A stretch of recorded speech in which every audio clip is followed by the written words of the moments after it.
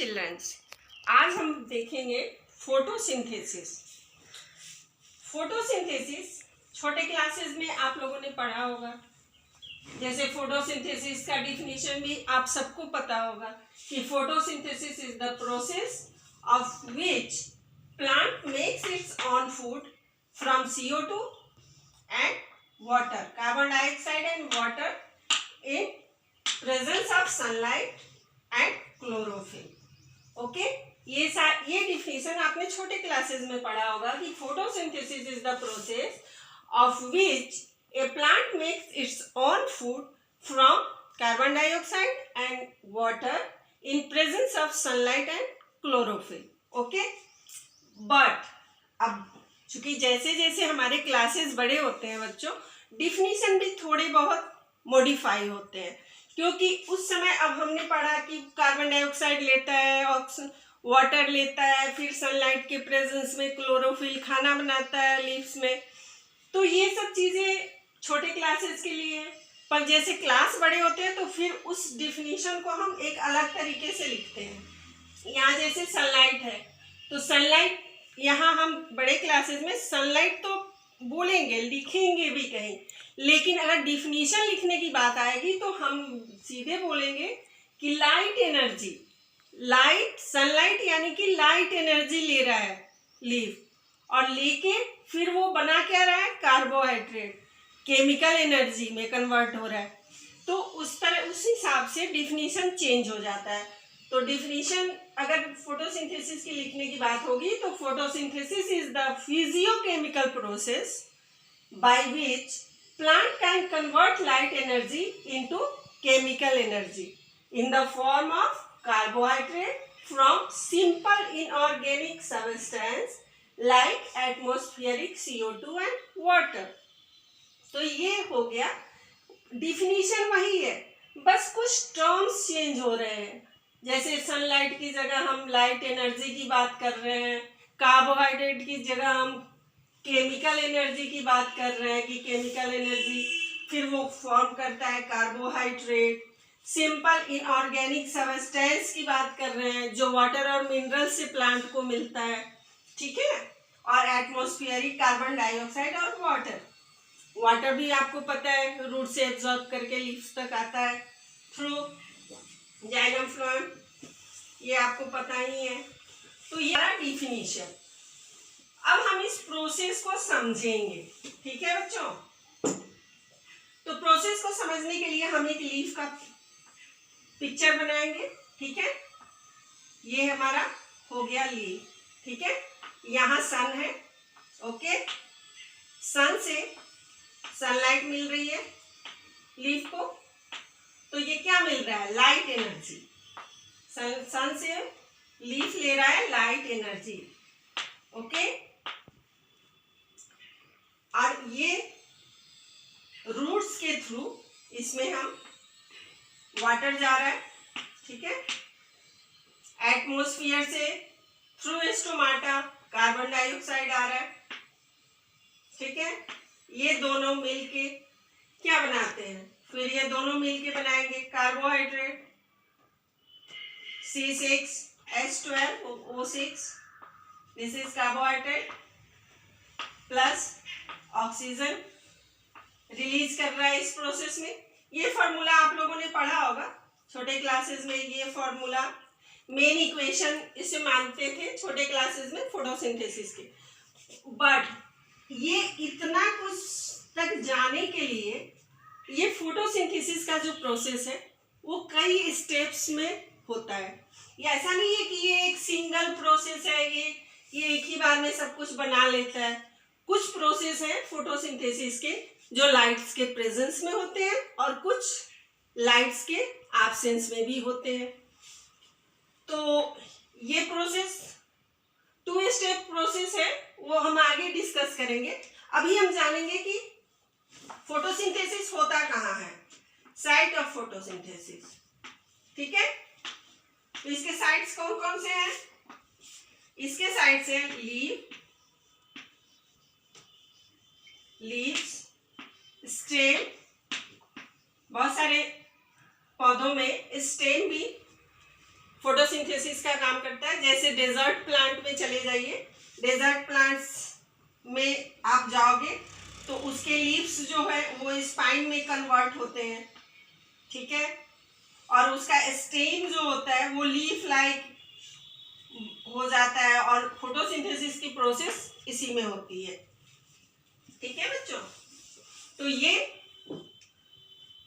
जो भी green sepals हो गए, सेपल्स में भी फोटोसिंथेसिस के प्रोसेस होते हैं, क्योंकि वो ग्रीन होता है। क्योंकि जहां अगर क्लोरोफिल होगा, green pigment is called chlorophyll, तो क्लोरोफिल जहां भी होगा वहां फोटोसिंथेसिस की प्रोसेस होगी।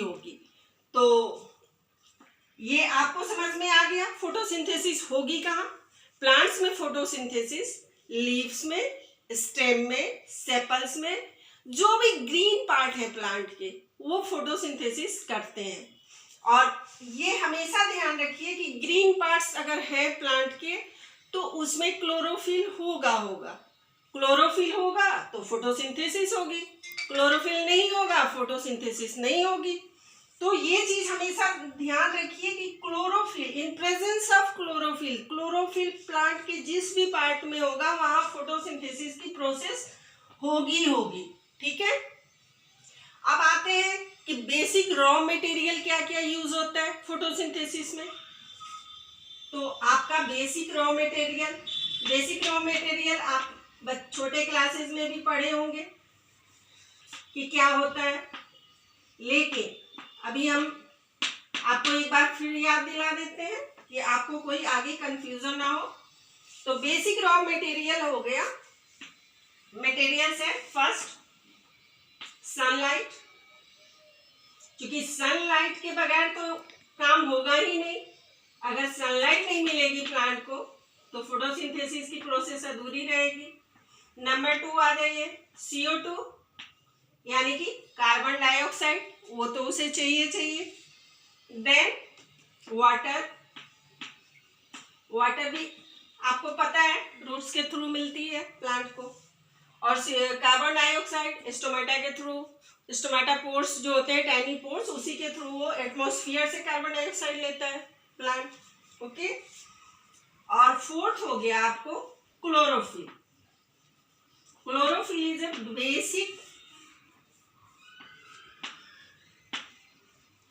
Basic raw material.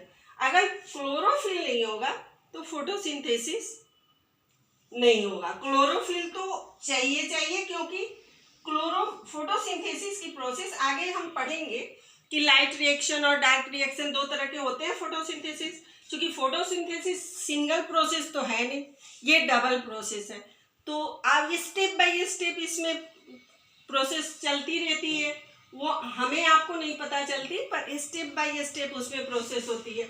मान लीजिए हम ये बता रहे हैं कि वाटर और कार्बन डाइऑक्साइड से मिलके ये कार्बोहाइड्रेट बना रहा है, पर ये कार्बोहाइड्रेट डायरेक्टली तो बनाता नहीं है, ये कार्बोहाइड्रेट बनाएगा। इसमें दोनों प्रोसेस चलती रहेंगी, इसमें O2 रिलीज होगा, इलेक्ट्रॉन भी फॉर्म करेंगे, ATP का भी फॉर्मेशन होगा, NADPH2 का भी फॉर्मेशन होगा। क्योंकि एनर्जी तो किसी काम के लिए सबको चाहिए, इसलिए प्लांट को भी चाहिए एनर्जी। तो ये process step by step process है, तो हम इसको स्टेप बाय स्टेप ही समझेंगे ताकि हमारा कंसेप्ट क्लियर हो और हम उसे अच्छे से समझ पाए, ठीक है। तो ये बेसिक रॉ मटेरियल हो गया। तो अब आइए सनलाइट को देखते हैं। तो सनलाइट आपको पता है वाइट रे है, वो 7 कलर्स के मिलने से बना हुआ है। उन 7 कलर्स में आप आ जाइए रेड लाइट में फोटोसिंथेसिस जो होता है वो सबसे ज्यादा होता है, ठीक है बच्चों। और ग्रीन लाइट में जो होता है वो लेस होता है, ग्रीन लाइट में लेस होता है फोटोसिंथेसिस, एंड रेड लाइट में मोर होता है, ज्यादा होता है, ठीक है। कार्बन डाइऑक्साइड है, तो कार्बन डाइऑक्साइड जो होता है उसके कंसंट्रेशन पे भी फोटोसिंथेसिस का रेट,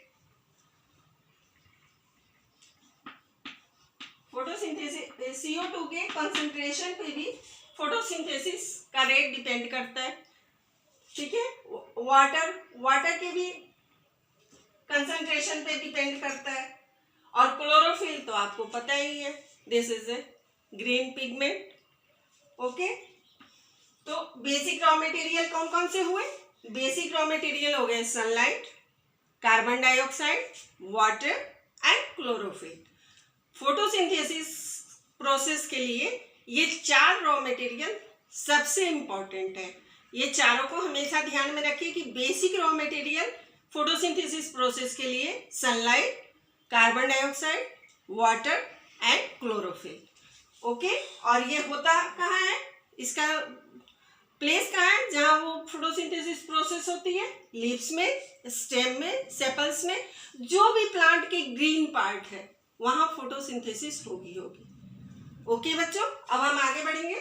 ठीक है, तो आगे अब हम देखेंगे कि वो फैक्टर्स कौन कौन से हैं जो फोटोसिंथेसिस प्रोसेस को अफेक्ट करते हैं। ठीक है,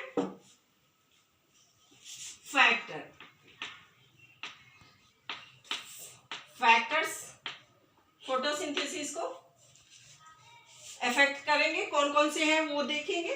तो सबसे फर्स्ट होगा लाइट इंटेंसिटी। लाइट की इंटेंसिटी पे भी फोटोसिंथेसिस की प्रोसेस डिपेंड होगी। दूसरा हो गया टेम्परेचर।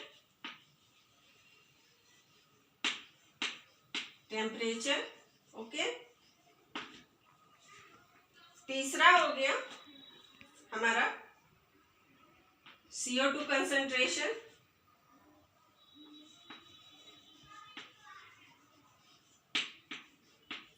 कंसंट्रेशन। चौथा हो गया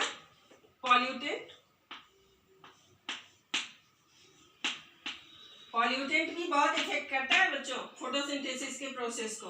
ओके,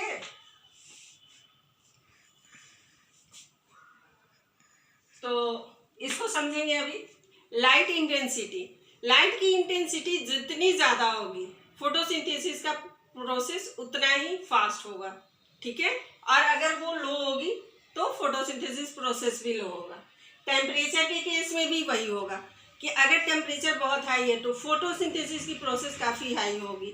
अगर टेम्परेचर डाउन होता है तो फिर फोटोसिंथेसिस प्रोसेस भी उस हिसाब से स्लो उसकी होगी। वो मतलब हाई टेम्परेचर के रिस्पेक्ट में कम टेम्परेचर में इसकी प्रोसेस स्लो होगी। ठीक है, CO2 के कंसंट्रेशन पे भी डिपेंड करेगा। अगर CO2 का कंसंट्रेशन बहुत है तो CO2 के कंसंट्रेशन बहुत है तो भी फोटोसिंथेसिस का प्रोसेस इफेक्टेड होगा उससे। उसमें क्या, इसमें एक और होगा, 5वां फैक्टर्स है वाटर भी होगा। तो फोटोसिंथेसिस कार्बन डाइऑक्साइड प्रोसेस में कार्बन डाइऑक्साइड जो भी एब्जॉर्ब करता है प्लांट, वो जितनी आवश्यकता होती है उतनी ही आवश्यकता। फोटोसिंथेसिस के प्रोसेस में ऐसा नहीं है कि एटमॉस्फेयर से अगर कोई भी प्लांट 100% अगर CO2 ले रहा है तो वो 100% एज्यूम कर रहा है कि अगर 100% लेगा, 100% अगर लेता है तो वो 100% टोटली यूज नहीं करता है, क्योंकि वो उसे जितनी जरूरत होती है, मान लीजिए वो 10% ही यूज किया तो 10% CO2 लिया, बाकी के 90% उसने रिलीज कर दिया क्योंकि उसे उतनी चाहिए नहीं। वाटर के केस में भी अगर आ जाइए, ये वाटर भी एक फैक्टर है। वाटर के केस में आइए तो वाटर भी वो जितना एब्जॉर्ब कर सकता है उसका 1% वाटर ही वो फोटोसिंथेसिस के प्रोसेस में यूज करता है। ऐसा नहीं होता कि वो जो भी वाटर ले रहा है वो सारी को यूज कर ले रहा है, बिल्कुल नहीं। उसे जितनी आवश्यकता है उतना ही लेता है और बाकी को वो ट्रांसपिरेशन के थ्रू रिलीज कर देता है। आपको पता है फोटोसिंथेसिस प्लांट में ट्रांसपिरेशन भी होता है, तो ये ट्रांसपिरेशन के थ्रू वाटर वेपर के रूप में रिलीज कर देता है, क्योंकि उसे आवश्यकता सिर्फ 1% की है। तो 1% ही वो यूज करेगा, नहीं बाकी के वो 99% ट्रांसपिरेशन के थ्रू रिलीज कर देगा कि ये हमें नहीं चाहिए, तो इसको इन्वायरमेंट में दे देगा कि इन्वायरमेंट में फिर किसी और एनिमल के काम आएगा वो। ओके, और ये चौथा है आपका पॉल्यूटेंट। पॉल्यूटेंट ऐसे लगता होगा कि पॉल्यूटेंट तो किस काम का है, पॉल्यूटेंट में फोटोसिंथेसिस में पॉल्यूटेंट का क्या काम, पर ऐसा नहीं है बच्चों।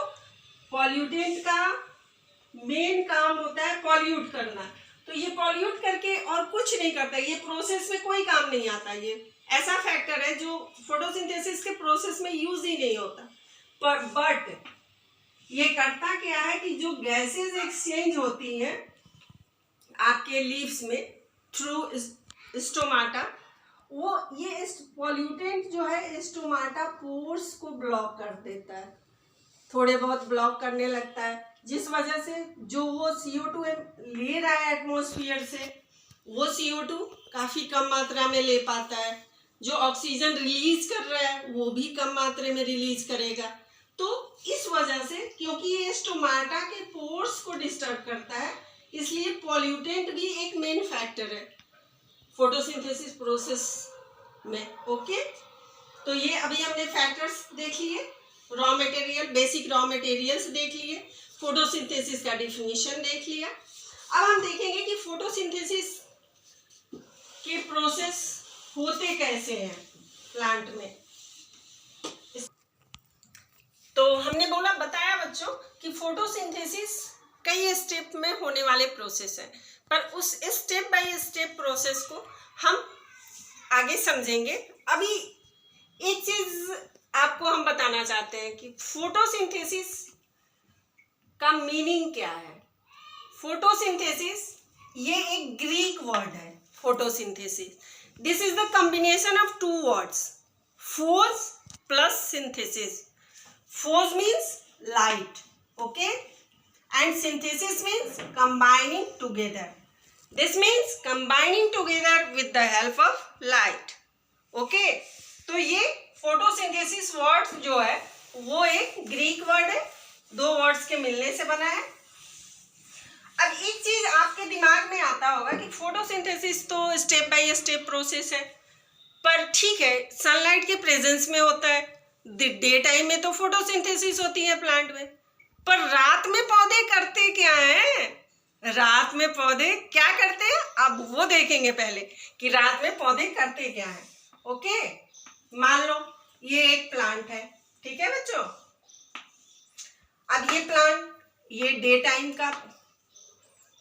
में क्या करते हैं? तो ये डे टाइम में फोटो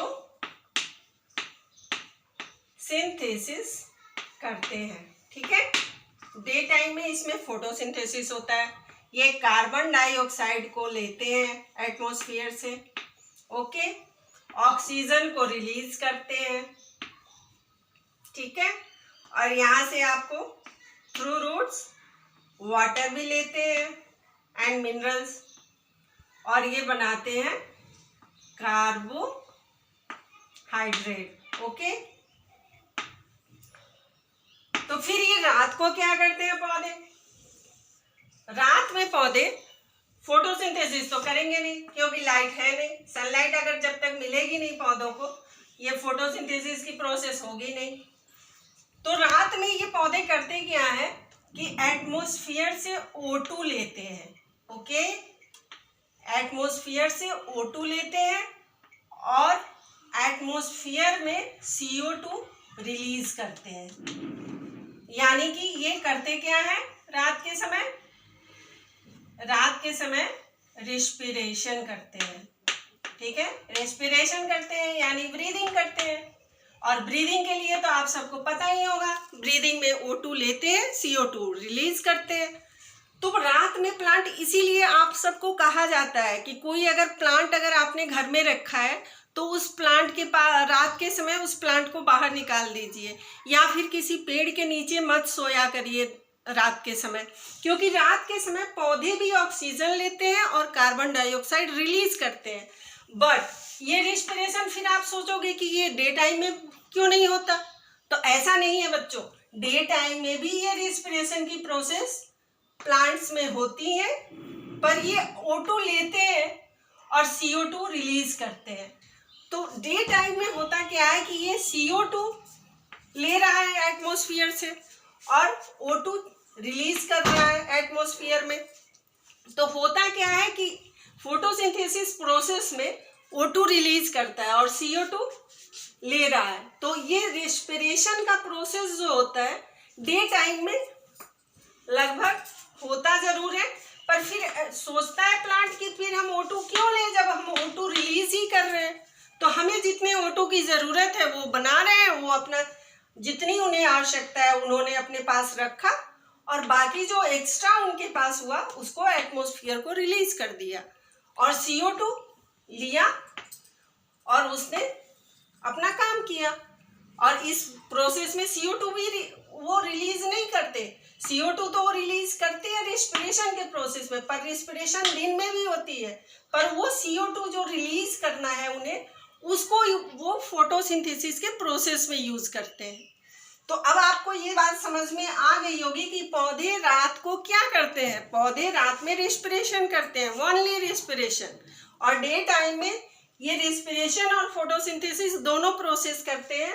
जो O2 यहाँ ले रहे हैं, यहाँ चूंकि फोटोसिंथेसिस के आफ्टर फोटोसिंथेसिस ये as a by product O2 ये रिलीज करते हैं। तो O2 जो रिलीज करते हैं ऑक्सीजन, वो O2 जितनी उन्हें आवश्यकता होती है वो रख लेते हैं और जो उनके पास एक्स्ट्रा होती है उसे रिलीज कर देते हैं। CO2 वो लेते हैं, पर रिलीज करने के लिए रिलीज करने का काम करते नहीं है क्योंकि डे टाइम में फोटोसिंथेसिस करते हैं, तो ये CO2 वो यूज कर लेते हैं। ठीक है, दैट्स क्लियर। अब हम अगले वीडियो में अपने देखेंगे फोटोसिंथेसिस के आगे के step. Photosynthesis step by step process है, ये हमने आपको बताया।